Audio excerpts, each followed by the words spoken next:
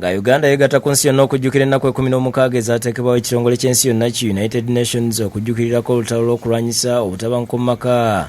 Bannakyewa basabye gavumenti okwongera ku mutemwa gw'ensimbi gwewaayo okulwanyisa omuze guno. Basinzidde mu lukuŋŋaana lw'abannamawulire ab'ekitongole ekirwanirira obwenkanya bw'abakyala n'abaana ab'obuwala ki Forum for Women in Democracy Forward, Care Uganda ne Women Pro Bono Initiative lwe batuuziza ku kitebe kya Forward Ntinda. Balaze okutyoola omuwendo gw'abawala abafuna embuto nga tebanneetuuka ogwongera okulinnya ne basaba bannayuganda bonna okwenyigira mu kuyamba ku baana ab'obuwala. Nga tulaba nti ku misango egy'obutabanguko mu maka obutundutundu mwenda ku buli 100 bwokka gye misango gyagenda mu kooti, ate nga obutundu 2 ku buli 100 ku misango egyalopebwa egy'obutabanguko mu maka gye gyokka abantu gye basobola okuvunaanyizibwa ne basibwa. Okusinza kunoonyereza kwe bakoze ebitundu okuli Kampala, Mukono, Kasese, Wakiso, Bugiri bye bisinze okubeeramu abawala abafuna embuto nga tebanneetuuka. Emmanuel Mushayija okuva mu Ford asabye gavumenti okwongera ku nsimbi zeewa ekitongole kya poliisi eky'amaka n'abaana olw'omuwendo gw'emisango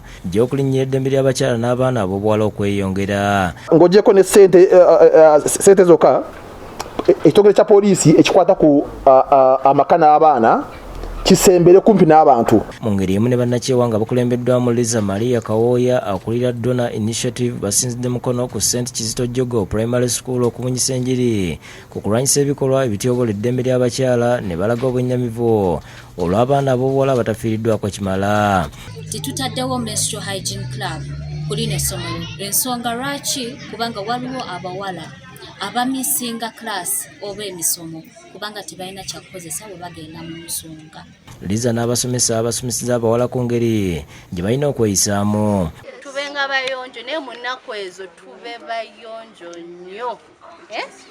Tube bayonjo nnyo so that ne bw'oba otambula wali kiba kizibu okumanya nti oyo omwana kuba oba owunya bulungi. Oluvannyuma batongoza ekibiina ekigenda okuyamba abaana ab'obuwala mu ssomero lino okubudaabudibwa. Abasomesa nga bakulembeddwamu Akumu Edith avunaanyizibwa ku nsonga z'abaana abawala basiimye olw'okubadduukirira. This is high time to raise our voice to the government such that it intervenes in the issues that concern girl children. Beegatiddwako aba Rotary Club ya Kampala ng'ege Birthday Group abawadde ekyuma ekirongoosa amazzi nga Namutabi Margaret asibye abantu okusukiramu okuyamba omwana ow'obuwala.